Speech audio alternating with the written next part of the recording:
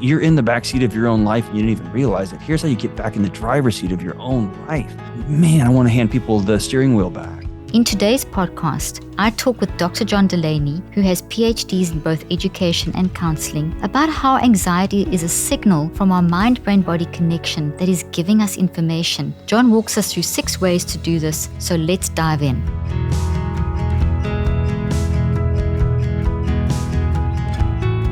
John, it's so great having you. Interviewing you. You recently interviewed me on your podcast. Thank you so much. We had such a great conversation, and I've been really looking forward to chatting with you. I like your book. I love it. Thank you. Building a Non-Anxious Life, Dr. John Delony. Fantastic. This is very appropriate for the time that we live in, and you've got a very nice angle. I mean, this is the world I live in, the work that I do, the research, and I just love how you've handled this topic. So can you just tell my listeners who you are, what you do, those that don't know you, and we'll start there and then dive into your book. Sure. I guess I'll go all the way back as I spent my career in education. I was a high school teacher for a couple of years and then spent almost 20 years as a dean of students and a professor at various universities. And I'm confident you experience this too. I got a PhD in education back in 2009. And over the last 10 or so years, I've just watched the entire conversation shift from learning environments to mental health disorders and emotional health disorders and families falling apart and drug use in different avenues. And so I learned very quickly. I got over my head very quickly. And as the world shifted underneath me. And so I got a second PhD in counseling, one, to figure out what was going on with me, because I was experiencing this chronic stress and anxiety, but also in my marriage was tough, and I had a new kid, and I just want to know what was going on with me and my family and my community, but also the students that I was working with every day. I just didn't have a tool set. And so coming on late, as I was a nerd, basically, with nerds, right, in the higher ed world. I just realized I'm trying to communicate some of this to my students, to their parents, to their families. And those of us inside this world, we talk in a way that it doesn't always translate to just a single mom with 2 kids trying to help her kids, right? Or the over-the-road trucker who just wants to, golly, man, I just want to be more present with my kids. And my dad left. I don't even have a picture of what that looks like.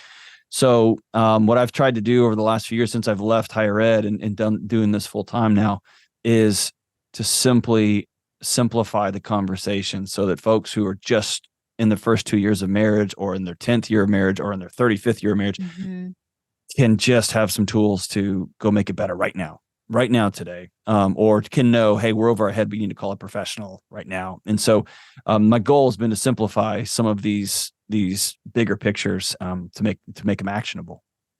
I love that. And when you talk about the bigger pictures, what do you mean?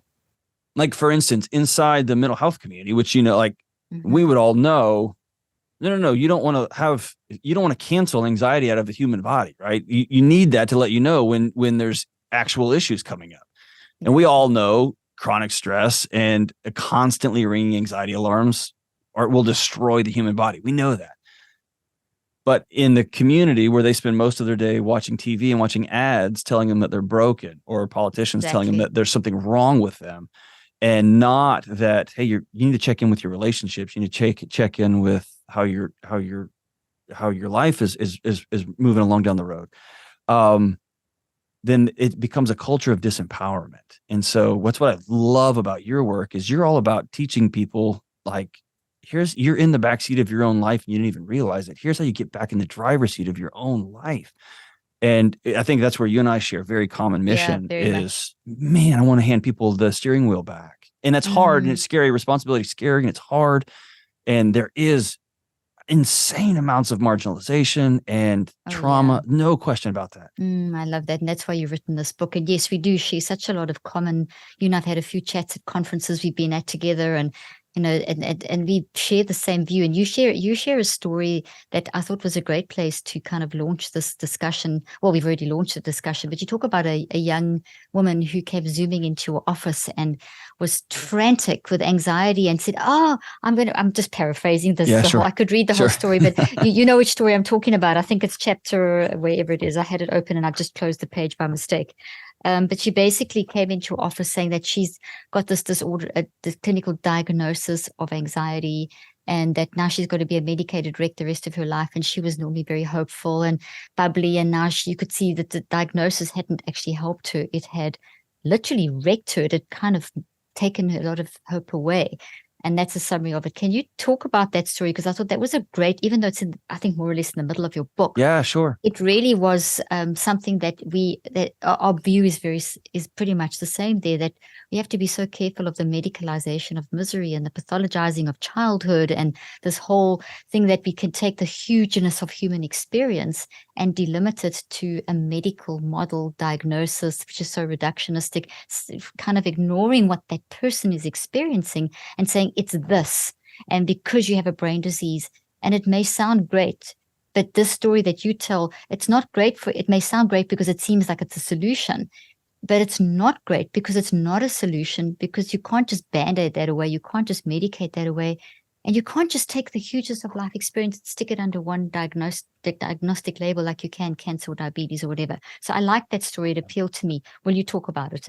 And sure. What you did? So yeah, that's one of the reasons I love you, because we share that same picture. And I think an increasing number of us, of mental health professionals, are leaning that way.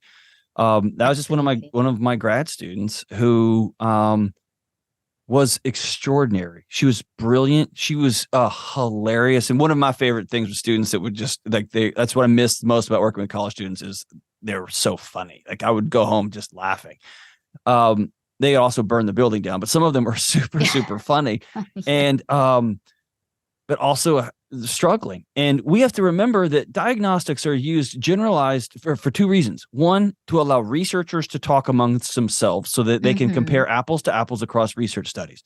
So when you say depression, I say depression. All right. So it's this list of things over this period of time and about this many times per week, so that we have some guardrails for our studies. And they're used for insurance companies, for practitioners to get paid. They are not designed to stamp into young people's or anybody's forehead and say, this is you. Because what she did is what all of us do. She went to the doctor. The doctor said, you have this. I'm going to write you this script. I've got one of 50 different options. We're going to just start from option 1, and we're going to throw spaghetti at the wall until this thing works or not. And she did what we all do, went out in her car and got on Google and Googled this thing, and then got down the rabbit hole. And all of this, I'm telling you what, I would hire her in a second to take care of me and my family in the profession that she's chosen. But she read, here is the rest of my life. And you have a disease, your brain is broken, you can fix it with these pills, and you're gonna have to put this on your insurance forms the rest of your life, and you're gonna and fill in the blank. Diagnostics have a role, but they are not an identity, and they're not a label. And so this idea they're a that description. They're a description, and they're a snapshot. They're not a movie. They're not the sum total of your life. This is you right now, right? And so I often, the number of students who would come in and say, "Hey, I'm struggling with depression. My dad just suddenly moved out on my mom when she got home from vacation. He had moved everything out." And I said, whoa. You are not depressed. You don't have depression. You're sad. You are heartbroken, and you should be. Your body's doing exactly what it's supposed to be doing. Exactly. And on and on. So, and again, not to trivialize any sort of diagnostic or mental health disorder, but I think we have just pathologized human existence. I love how you said that. We've just pathologized human existence. And to go deeper, I think we have, as a culture, and I don't think we got here in a bad way. We didn't mean to. But we began trying to solve for discomfort. Like, I love my leather seats. You're in Texas. I love air conditioning, right? It's fantastic.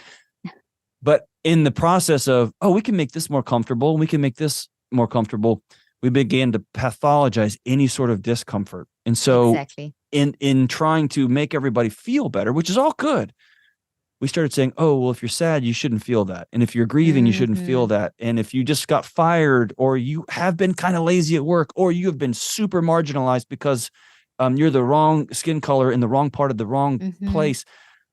No, your body has built-in alarm systems to get your attention that says you're not safe. You're not safe. You're not safe. And if we shut off all those alarm systems, man, we're in a mess. We're going to crash. We're going That's to right. crash. I love that. I often explain what you've just said as two scales. And if you think of the old fashioned scales with a fulcrum in the Mhm. middle, and you've got, this is supposed to be the good stuff and this is the bad stuff.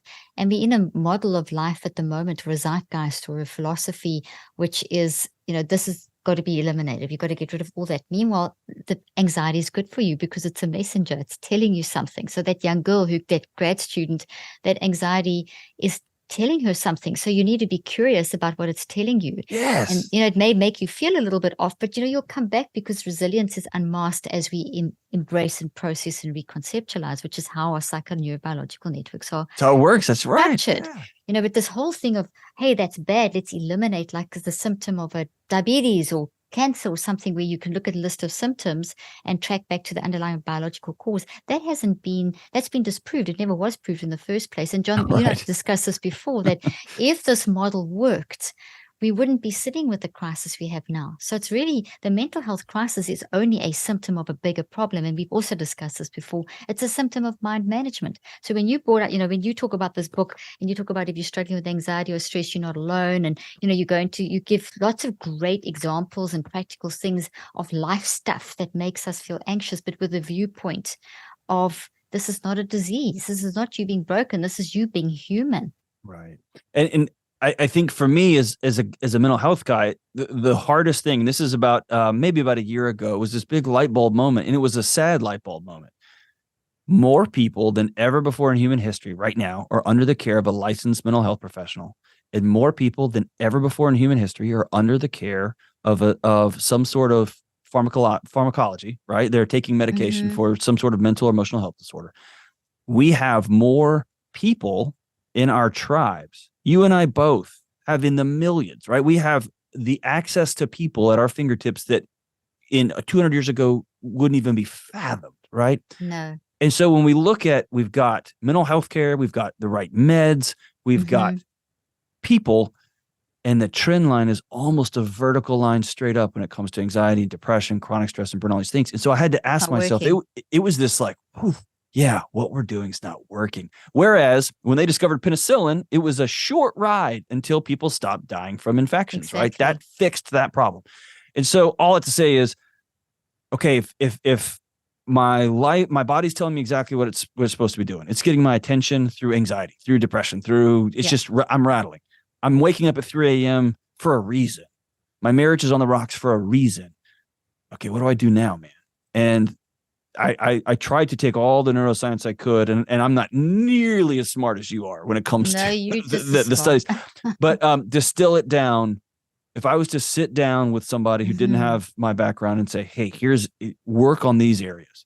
It was just distilling it down into 6 areas. Your body's going to try to get your attention if you're out of whack in one of these areas, and make this the focus. Kind of like, what if we just made, what if you brush your teeth twice a day to get rid of bad breath? Right? Bad breath's not the enemy. It's a result of not brushing your teeth. What if we looked at anxiety that way? I'm going to take care of these things, and then the alarms will go off if you put the fire out, right? Oh, I love that. So let's talk about those 6 things. Yeah. So very, very quickly, we can just distill it down into, you have to, I think, a baseline, you have to own reality. And I think we have a culture that is so distracted and is so built on us not having to live in reality.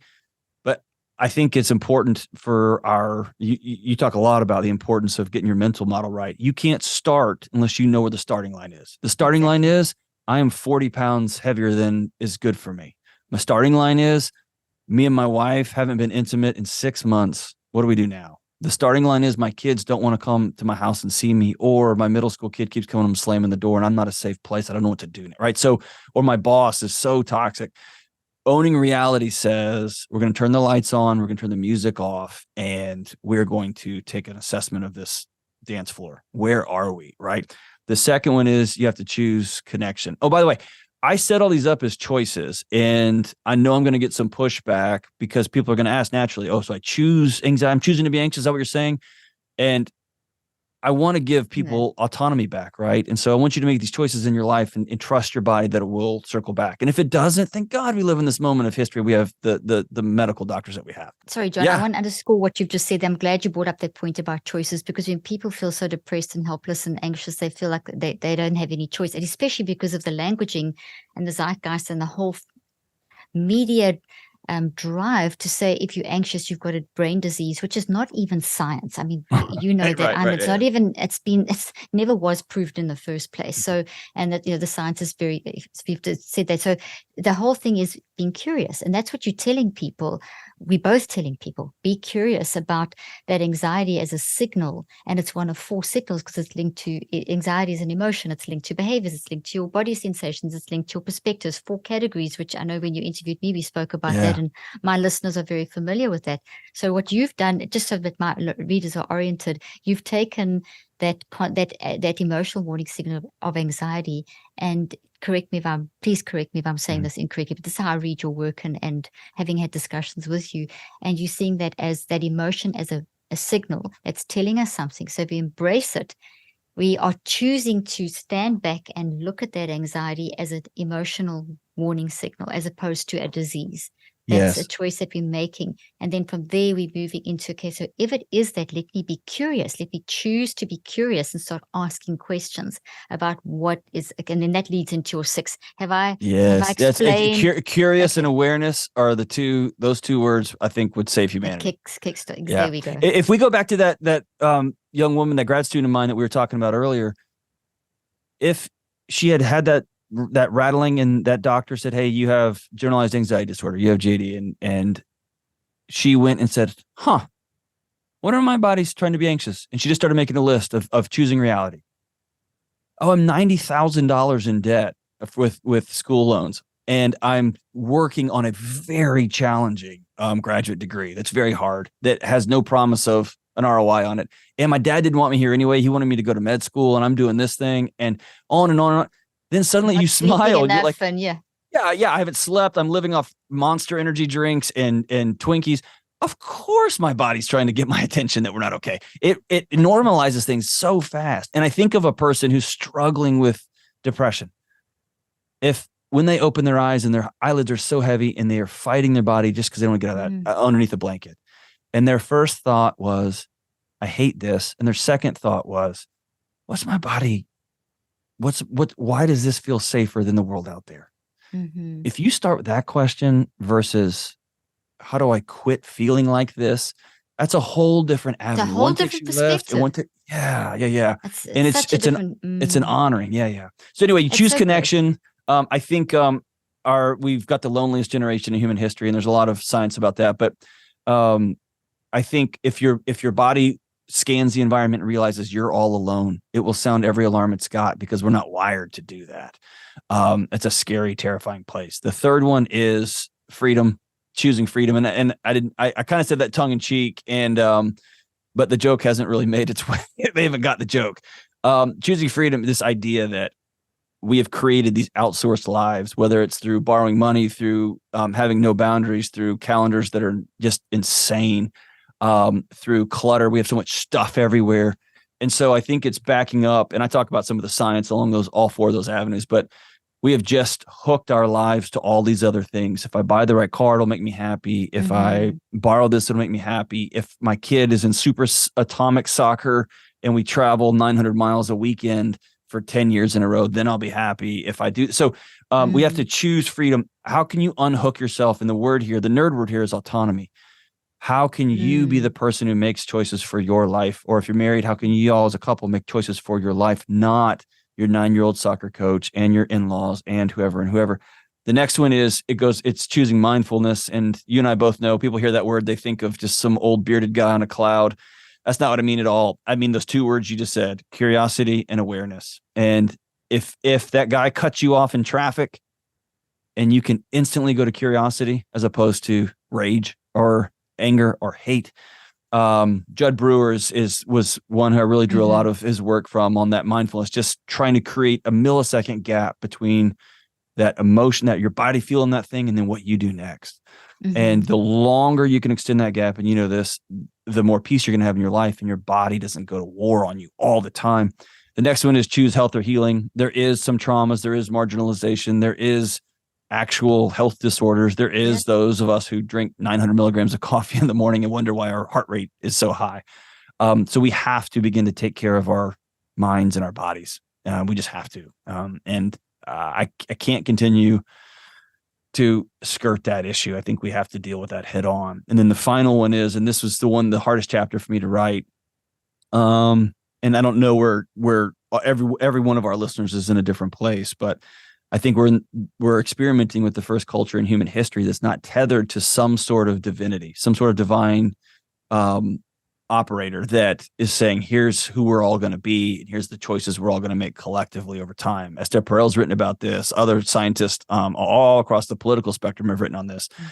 But I think our bodies are not designed to, or as the psychological studies that theories that we all grew up with in grad school, where self-actualization was the goal. I think we're all realizing as we've become self-actualized, the center cannot be held by the self. And if it is, then if the self becomes the center of the universe, then the only thing you have left to worship is the self.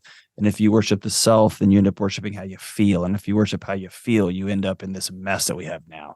And so the last choice is you have to choose to believe. I'm not going to prescribe what it is. You have to choose to believe in something bigger than yourself that's at play and anchor into that. If you find yourself at the center of your own universe, that is a recipe. You're going to end up in ash sooner or later. Okay, so that's brilliant. So now it's a hard path, which is one of your last chapters. Let's take this and do a quick little run through how you advise your grad student, because we started with that story. You've given us the basic, like the toolbox. You've created the sort of toolbox that you guide people through on your podcast, and people that still come to you individually and so on. So I'd love to take, you don't have to give me the exact advice you gave her, but if you could take the listeners through this scenario and how you would have given, even if just one little thing for each of those 6. Because what I wanted to just also stress was in reading her reaction in your book, this is so typical of the tautology that the current model of mental health has made. You know, they talk about how the brain produces the mind. The brain is a physical organ. The body is a physical thing. The mind is not that. The mind drives the brain and body, and it's this beautiful relationship between the three. But our mind is our aliveness, and I know you and I've discussed this as well. So, in something like this kind of situation where someone is prescribed with a diagnosed and prescribed without getting the story, and you ask that person, and I wonder if you did ask this grad student, and I've had this experience as well working with people. You say, well, you know, well, why do you have that general anxiety disorder? Oh, because I've got anxiety. Well, I've got something wrong with my brain. Well, why do you have something wrong with your brain? Because I've got it's a general anxiety disorder. Why have you got the general anxiety disorder? Because there's something wrong with my brain. It's circular reasoning. It's a tautology, because there isn't any solid proof that there's your brain causing it. Sure, your life works through your brain, so your brain does get hammered and your body does get hammered with chronic ongoing stress. You said it in the beginning. We do know it's established leads to mental and physical challenges. The work I do in psychoneurobiology and the research we do, the clinical trials, we show that link. But that's not the cause, that's the result. And then there's a feedback loop, like this infinity feedback loop that's going on. But that reasoning, and so many young people, whether it's a young kid in primary school, in second grade or fourth grade or fifth grade, or an adolescent in middle school or high school, you ask them these questions, they are being told that you've got a damaged brain, there's something wrong with you, and that it's a tautology. They go in circles. That's not reasoning, that's not curiosity, that's not appealing to their brilliance, their authenticity, their ability to it's just telling them there's something wrong with you and adding to the problem. So the most important thing, I think, when somebody comes and sits with you is, I'm going to help them choose connection out of the gate, because I don't think anything else works in isolation. And I think that's one of the challenges with a lot of our mental health studies is we're looking at individual people, isolation, and nothing works in isolation. Bodies can't work that way. And so it's like looking at a light bulb in the sunshine. Like you have to study a light bulb in the dark. That's how it works. Similar, you got to study people in relationship. And so by listening and looking at somebody and hearing their story and hearing how concerned they are, and then telling them, hey, I don't think you're broken. In fact, I know you're not. Let's be curious. So number one, we've just connected, and you watch young people and you watch adults, their whole bodies go, whew, because their bodies go, okay, because they're being listened to. I'm safe. I'm with this person that my body trusts, right? And then we're going to choose reality. Let's make a list. What's your body trying to tell? If it was trying to get your attention, what would it be telling you that things are out of whack? And they're just going to rattle them off. I owe this money. I'm doing this wild thing. And then we're going to move into let's choose freedom. Like, What are you being tied to right now? And if you're in grad school, you're being tied to professors. You signed up for that for a period. Cool. Then we know that your body's going to be anxious for a couple of years, and that's okay. That is okay. Contextualized, yeah. It's just trying. Yes, your body's doing. If it doesn't, then we got a problem. Similarly, on my show, people will call and say, "Hey, I've got 2 kids under 3, and then I'm pregnant, and my intimacy life with my spouse is messed up." And I'll go, "Yes, of course it is, right?" And sometimes just norming that, right? So we're going to go through each one of those. Let's begin to be. Let's choose awareness and curiosity with mindfulness, right? Will you commit to every time you feel anxious? Will you just write down this one question? What's my body trying to protect me from right now? And just write it down. Oh, you're walking into a test. Oh, your mom just texted you. You don't want to text her back. Oh, your boyfriend just called and fill in the blank. Let's choose health or healing. Will you commit to sleep? Will you commit to cutting your caffeine intake in half just during the stressful season? Your body's got enough stimulants in it. Will you commit to at least going for a walk? You don't have to go to the gym and do CrossFit. Will you at least move your body for the next? So we're going to go through the health and healing. And if there's some major trauma there, you may need to take a break from school and go do some deep trauma work, man, because what happened to you is wrong, right? Whatever. And then we're going to move into the next one. What's the next one there? Belief. Yeah. Will you choose some sort, fill in the blank? Will you choose a religious service once a week?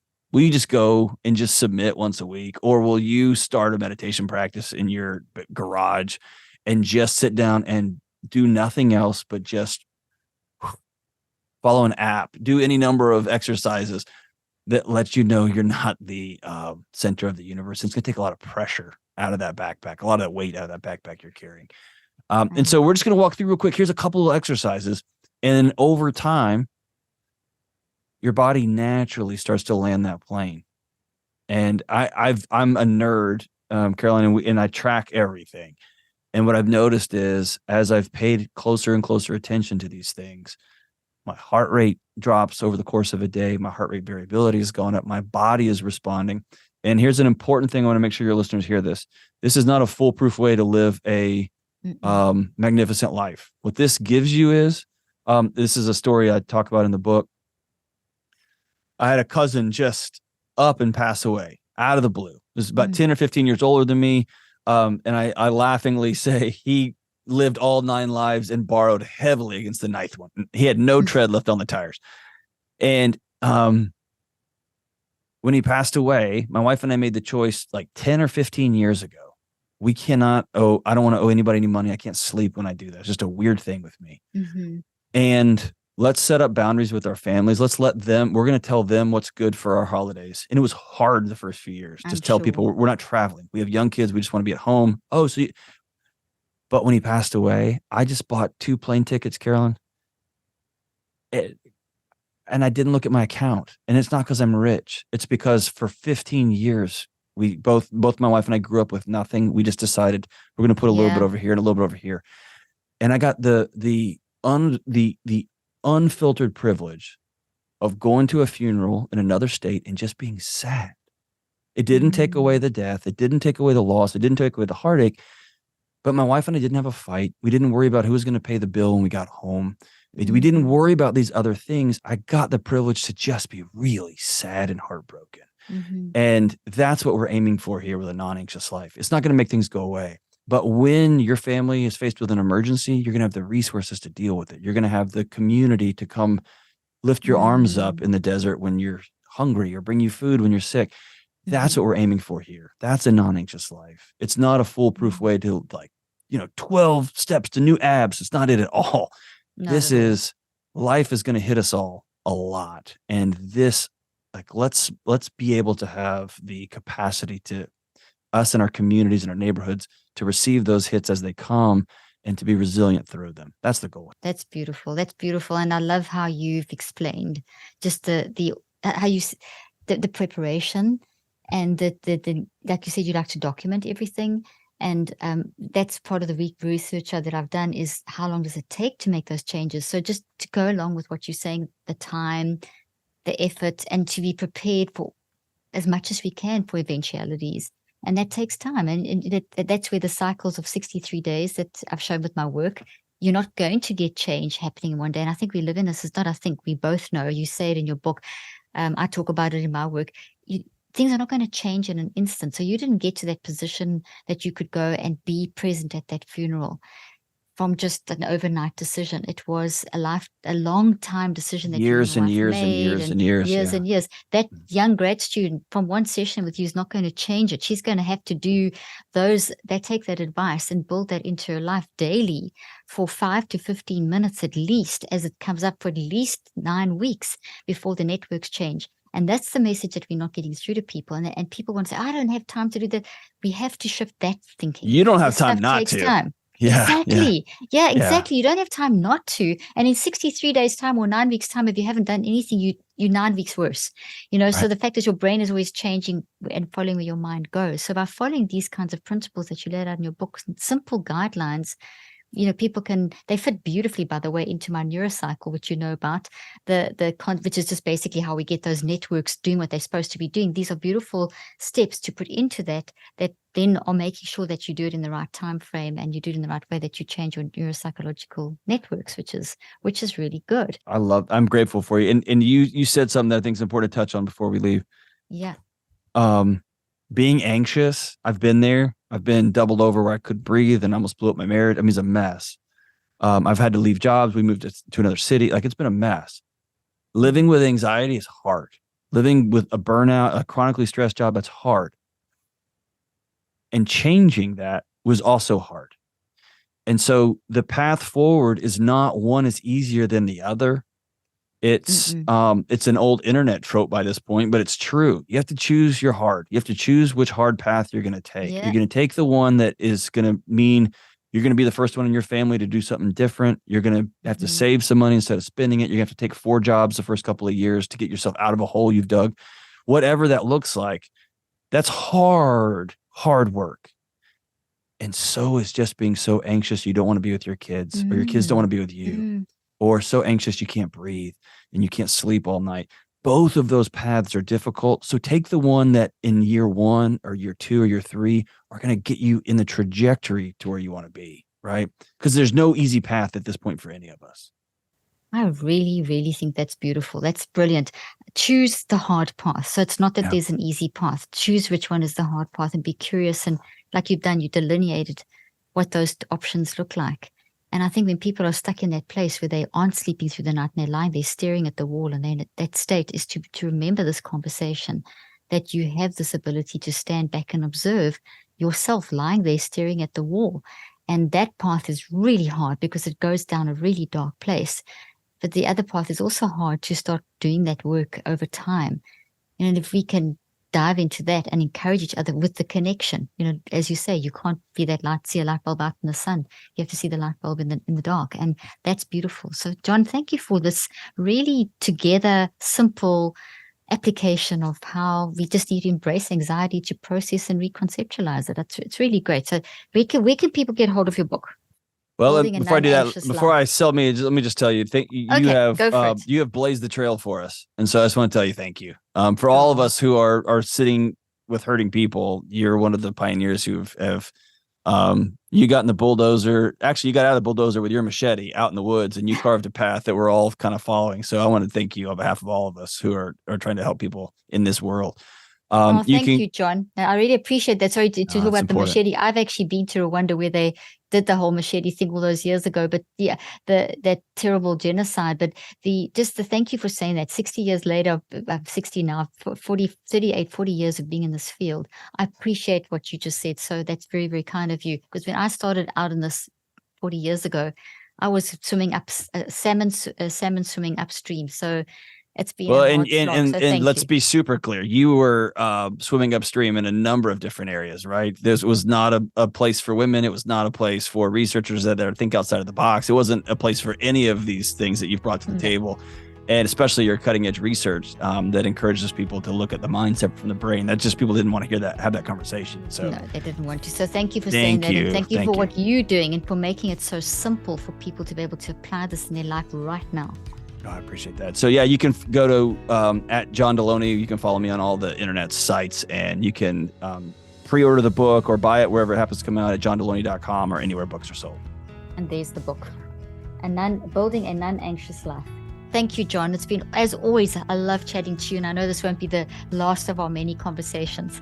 You too. Hope to run into you on the road again soon. Absolutely. Hope so too. Thank you so much care. for joining me today. Take care.